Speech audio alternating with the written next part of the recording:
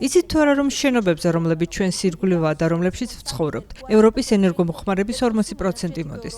ჰაერში გაფრქვეული CO2-ის მესამედსაც სწორედ ისინი გამოყოფენ. ევროპა რომ კლიმატ-ნეიტრალური გახდეს 2050 წლისთვის, განსხვავებულად უნდა ვაშენოთ. გარკვეულწილად ასეც ვიქცევით, მაგრამ მაინც როგორ და რამდენად განსხვავებულად უნდა ვაშენოთ. მე იტალიაში ტოსკანის აპენინებში ჩამოვედი, სადაც ერთი სამშენებლო კომპანია, რომელიც ეკომეგობრული და ენერგოეფექტიანი მშენებლობის სტანდარტს ეყრდნობა, მთელი ევროპის დონეზე გამოირჩევა ზრდის მაჩვენებლით. ამის შესახებ ვისაუბრებთ გადაცემის დამზადებულია ევროპაში კიდევ ერთ გამოშვებაში. ევრონიუსის გადაცემათა ეს ახალი ციკლი ევროპის განსაკუთრებულად წარმატებულ მიღწევებს აშუქებს.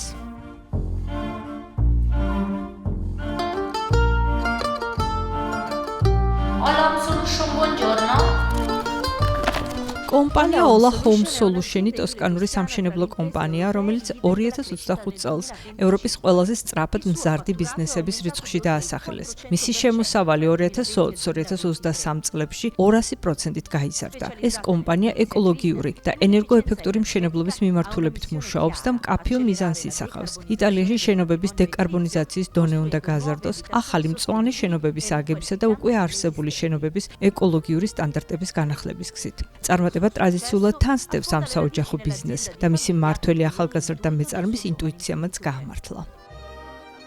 Ho 39 anni. 39 წლის ვარ და ოფიციალურად განათლება საშუალო სკოლის დამთავრებისთანავე დავასრულე. ბუღალტერიის პროფილით ვსწავლობდი და შემდეგ მუშაობა დავიწყე BG Legnoში, კომპანიაში, რომელიც კარფანჯარას ამზადებს როგორც ცალკე ხისგან, ისე ალუმინისა და ხის მასალის შერევით. ეს იყო 2005 წლის ივლისი. მაშინ ამ კომპანიის ერთ-ერთი დამფუძნებელი პარტნიორი მამაჩემი იყო. ასე რომ თავიდანვე ჯანსაღ სამეწარმეო გარემოში ვიზრდებოდი. მაგრამ მინდოდა რაღაც შემეცვალა. ასე ვთქვათ, შემეცვალა კომპანიის ძველი მიდგომა. ნაწილობრივ მამაჩემის შორსმჭვერელობის წყალობით მოხდა ეს. მან მომცა გასაქანი, რომელიც ნამდვილად ჭირდებოდა ბიზნესის დაწყება და სრული მართვა შეძლო. Avendo la totale delega di poterla gestire. Oggi l'azienda di famiglia collabora. ეს საოჯახო ბიზნესი თანამშრომლობს კომპანიასთან Ola Home Solution-ი, რომელიც სამუელმა 2020 წელს დააფუძნა პანდემიის პიკში. სამუელმა ყურადღება მიაქცია ეგრეთ წოდებულ სუპერ ბონუსს, საგადასახადო შეღავაც, რომელიც იტალიის მთავრობამ კოვიდის შემდეგ ეკონომიკის გამოსაცოცხლებლად შემოიტანა. სუპერ ბონუსი ფარავდა შენობის ენერგოეფექტურობაზე და სეისმური მდგრადობის გაუმჯობესებაზე გაწეული ხარჯის 100%-ს. ეს დიდი სტიმული გამოდგა სამშენებლო სექტორისთვის. თუმცა სახელმწიფოს აღმოჩნდა საკამათო ნაბიჯი, რომელიც ძვირი დაჯდა და ბუნდოვან მდგომარეობაში ჩააყენა ბიზნესის და მოქალაქეც. Un mercato, mi permetto di dirlo, difficilissimo, perché comunque ეს ასე ვთქვათ ძალიან რთული ბაზარი იყო, რადგან სულ რაღაც 3 წელიწადში დაახლოებით 90 ცვლილება შევიდა რეგულაციებში და არავის შეეძლო სრული მომსახურების შემოთავაზება. პროექტის დიზაინი იქნებოდა ეს თუ ყველა სხვა სამუშაოს შესრულება. ამიტომ ჩვენ გამოვედით როგორც წამყვანი მოთამაშე, რომელიც კლიენტებს მშენებლობის წამახალისებელ ამ უამრავ რეგულაციაშიც გაარკვევდა. riferimento all'interno di un percorso di accesso anche ai vari bonus edilizi.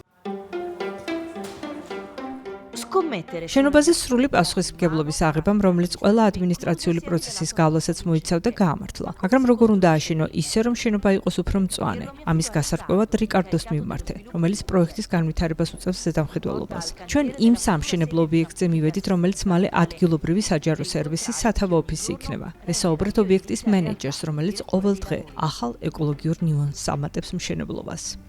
È un cantiere di bioedilizia. ეს მწვანე მშენებარი ობიექტია, რაც ნიშნავს, რომ მის ასაშენებლად იყენებენ განახლებადი რესურსიდან მიღებულ ბუნებრივ მასალას, როგორიცაა მაგალითად ხის სტრუქტურა, რომელსაც აწყობენ. ჩვენ გარკვეული ზომები მივიღეთ შენობის შეფუთვის როგორც სტრუქტურის დიზაინის, ისე მულტიდისციპლინარული დიზაინის კუთხით.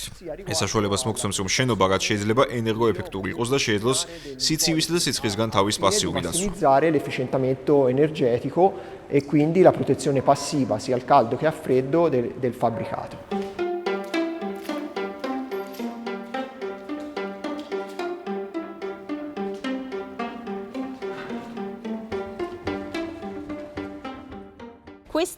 ეს ერთ-ერთი ტიპური მწვანე მშენებარე ობიექტია. Si nota come la colonna in თქვენ ხედავთ, რომ ხის ბოძი მიწიდან მაღლაა დამონტაჟებული, რათა განცალკევდეს იატაკისგან, რომელიც დაუცველია წვიმისა და ნესტისგან. კიდევ რა აუცილებელი ზომებია საჭირო? Sono accorgimenti realizzativi volti a proteggere. ამ სამშენებლო მეთოდის მიზანი სამშენებლო მასალის ნესტისა და ტენიანობისგან დაცვაა, რომლებსაც წვიმა და კონდენსაცია იწვევს. ამიტომ არის მნიშვნელოვანი შენობის ეგრეთ წოდებული კონვერტის შესწავლა, რათა ის კარგად იჭერდეს ჰაერს, ქარს და თან სუნთქავდეს. Affinché sia abbia tenuta all'aria e al vento e sia traspirante. Una casa green non è მწვანე სახლი მხოლოდ ბუნებრივი მასალებისგან აშენებას არ ნიშნავს.